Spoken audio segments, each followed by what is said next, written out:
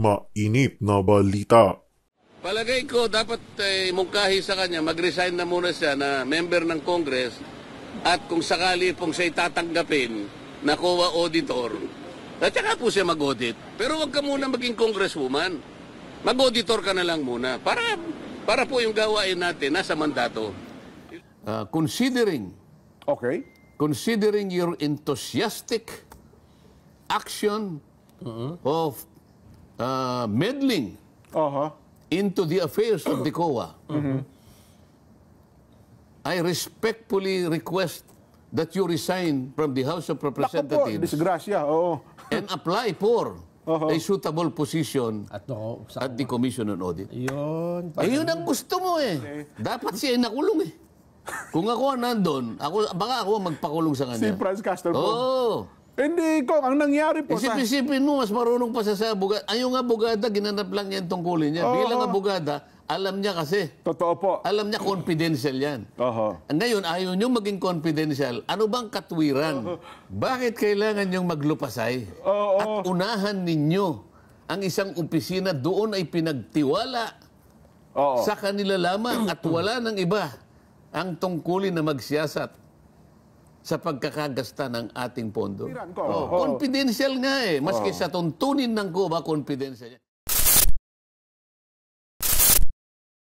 Ang totoo niyan, hindi ibang departamento eh. Hindi yung ibang branch eh. Kasi ito, independent body ito eh. Walang dapat na departamentong makikialam kasi ito independent. Totoo. Independent ito eh. Yun nga po ang naging ngayon, ano yung mga tanong na pinagtatanong sa kanya na nauwi nga doon sa kanyang pagkakakontempt at pagkakakulong? Ang pagkakaalala ko kasi, Kong, doon sa sulat sa COA ay siya ang nakapirma. Ano ha? Yun ang naging mitya ko. Halimbawa, ako nakapirma. Anong itatanong sa akin? Ang naging parang linya po ng questioning ko, bakit mo pinipigilan? Yan, ito. Babasahin ko. Sige. Maganda. Sige. I'm sorry, Attorney Lopez. Sabi nino. Sabi po ito ni... Sino yung nagtatanong na yan? ACT Teachers Party List Representative Franz Castro. Yan.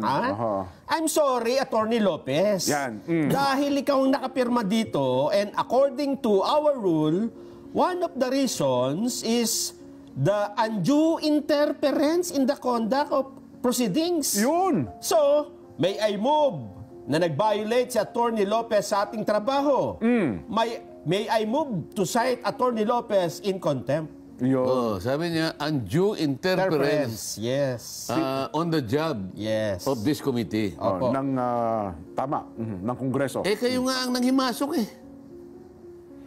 Kanino ba trabaho yan in the first place? Ako po, ginawa ko lang ang tungkulin ko sang-ayon po sa aking pagkakaintindi sa mga batas. Ang may mandato po na unang gagawa niyan, magsisiyasat, ay yung pong Confidential and Intelligence Fund Unit. Ng COA. Yun lang po. Hindi po kayo. Ang ginawa ko po ay para paalalahanan lamang sila na yun po yung inyong mandato. Hindi po mandato ng Committee on Good Government. Sino po ngayon ang nakialam? Hindi po ba kayo? Dapat nga, Kong, yun ang lumutang. Bakit sasabihin mong ako nag-obstruct? Kayo po yung una eh. Hindi nyo po pinaraan ang proseso. Hindi nyo pinayagan na tumuloy ang proseso na sila muna po ang gaganap sa tungkulin na pagsisiyasat kung ano man yung aligasyon na hindi pagkakagasta ng tama dito sa aligasyon lang ito eh. Bakit po hindi nyo hinayaan ang proseso magtuloy-tuloy? Ano po ang dahilan? Bakit po kayo nakialam kaagad? Ano po naman ang speciality po ng inyong komite na mas marunong pa po kayo sa COA, kaya nga po sila ang binigyan ng mandato na saligang batas? Kayo po ba nakasulat sa mandato na saligang batas na gawain po nyo yan? Ano isasagot kaya nila? Bulat-latin mo yung buong Article 6 ng Saligang Batas.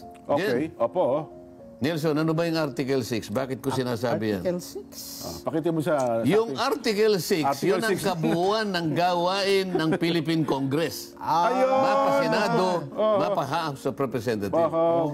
Wala kang makikita dyan na panghihimasukan mo ang trabaho ng COA. Ganun. Oo.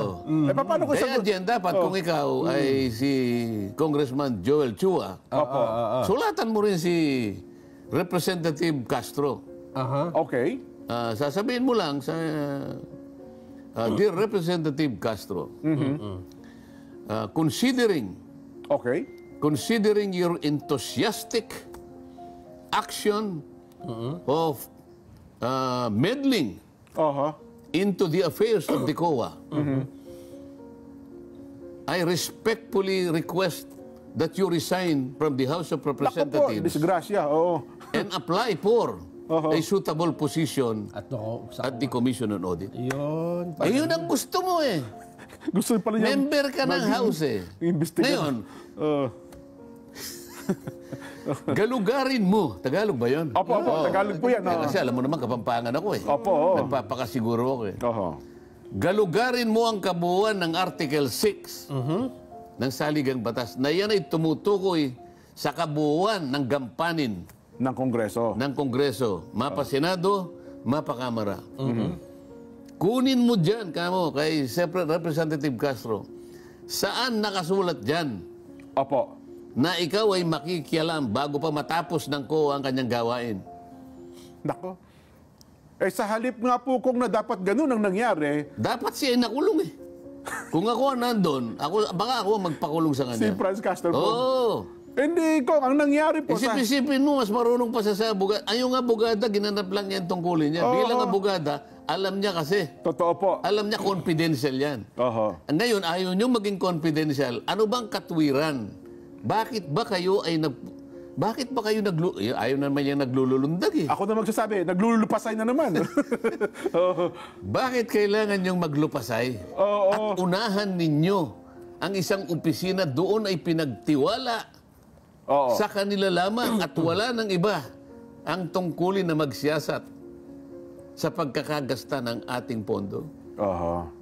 Wala tayong kinakampihan dyan, ha? Totoo po. Eh, ano lang, katwiran por katwiran, Kong. Oh, Oo. confidential nga eh. Maski sa tuntunin ng COA, confidential yan. Yung pagkakasulat mo lang na humihingi ka ng impormasyon sapagkat kayo'y mag-undertake ng kunwarian na investigation in aid of legislation, may problema na dun din. Oho. Eh, pero sa halip nga po, Kong, na-questionin, ang motion na yon ni Kong Castro, sinang-ayunan, kaya nakulong tuloy. Si Yusek. Sino sa mga yun? Sino sa mga yun? Doon sa, kung sa ano, hindi natin sinabi, no? I second, Your Honor. Manila 3rd District, Representative Joel Chua, who chairs the House Committee on Good Government and Public Accountability, then asked the lower chamber's Sergeant-at-Arms to find Arundor Lopez. Ang ibig ko sabihin, Nung nag-motion. nung nag-motion, anong ginamit na dahilan? Oho. Bago pa yung Sergeant at Arms, maya-maya pa yan eh. Na-contempt, eh, di ba? Oh. Di ba yung Kasi bago pinakontempt siya? mapunta doon sa kanina? contempt, anong ginamit na dahilan? Ay, ito pa ako eh. Kasi hindi lang naman yung letter daw eh, ha? Oo. Ito pandagdag ni Congressman Castro eh. Oo. Tsaka nakita natin, hindi lang itong letter na ito, pati yung totality ng mga discussions pa kanina. Yun yung dahilan kung bakit nag-move tayo, ma-cite in contempt. So, I stand by my motion, Mr. Chair. Oho. Oo. Nang dahil lamang sa pagkakasabi niya na base sa totality ng ating discussion kanina pa, Oo. ako po'y naniniwala Evasive daw kong eh. na Very siya po evasive. ay... Ano yung evasive? Umiiwas sa mga... Palaiwas. Yes. Panayang Hindi po iwas. niya dinidiretso. Pero subukan natin i-analyze, ha? Kasi meron tayong isang desisyon sa Korte Suprema dyan. Okay, opo ho. Ang sinasabi doon, the determination of whether the resource person or a witness is evasive or telling a lie will depend on the totality of evidence. Okay, opo ho. Hindi po pwedeng sasabihin niya. Tama yung sinabi ni Castro eh. Oho. Pero dapat isa-isahin natin. Baka kasi hindi naman siya nagsisinungaling. Ayaw lang niyang sagutin ng diretso. Opo. Dahil baka mapahiya ka. Maaaring pwede yun. Pwede. May katwiran Kong. Oh. Hindi ba? Oho. Kasi tinetesting ka rin niya. Tingnan ko nga kanya kung naiintindihan niya ka kung yung sagot ko. Kasi kung nakakaintindi ka, Maunawaan marunong mo. kang magbasa in between lines. Yun. Di ba? Opo. Kasi kung wala namang kung halimbawa hindi pinapayagan yung pagsagot ng subliminal, halimbawa, edi sana wala ng reading in between lines. Oo nga po, Kong. Parang pagrespeto. Parang pagtansya na rin. Kung itong taong ito na nagtatanong sa akin, talagang sagad sa puso na talaga naiintindihan Yun talaga, niya no? yung kanyang tinatanong. Oho. Eh, ang problema, sasabihin niya, you are obstructing the work of this committee. Hindi niya naintindihan na sa kauna-unahan sila yung nag-obstruct. Hindi mo gawain yan, Opo. kinuha mo eh. Ang sinasabi ng abogado, hindi po. Oho. Sinasabi ko lang po sapat confidential po ito eh. Totoo. Hindi po conclusive yung audit observation memo. Oho. Yung audit observation memo, appealable po yan. Yan po'y contestable. Oho. Yan po'y papaliwanagan pa. Oho. Anong hindi naintindihan doon sa paliwanag na yun?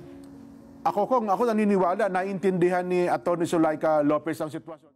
Eh sabi ko nga po sa kanya, sa pamagitan ng isang programa ko kahapon, palagay ko dapat mungkahi sa kanya, mag-resign na muna siya na member ng Congress at kung sakali pong siya tatanggapin na COA auditor, at saka po siya mag-audit. Yun po, tatanggapin ko yun kung sakasakali na siya po ay i-hire ng COA at nakita nila na pinakamagaling mag-audit, okay na po sa akin yun.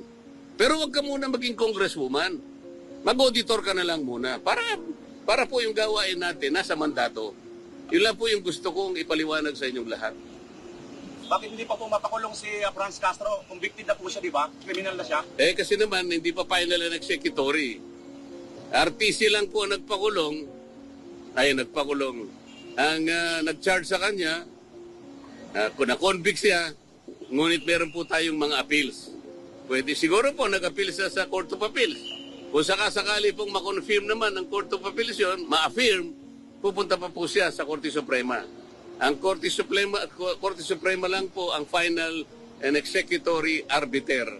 At pagkatapos po nun, kung sakasakali na i-affirm ng Korte Suprema yung naging hatol ng mga hukuman sa kanya, doon pa lang po siya makukulong. Hindi ba ito insulto sa mga abogado na hindi siya abogado, convicted pa siya hindi nakukulong, siya ang nagpakulong sa isang abogado. Actually, nakaka-insulto doon sa paraan na sinasabi niya, itong abogadong ipinakulong nila, ang sabi nila, obstruction of procedures. Baka hindi niya naintindihan kung ano yung obstruction. Ang una pong nag-obstruct ay yung Commission on Good Government. Ang pangalan po kasi ng ng committee is Committee on Good Government. O salaminin natin.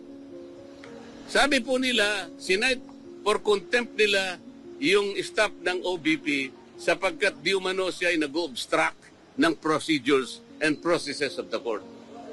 Sino po ang kauna-unahang nag-obstruct? Yung Committee on Bad Government.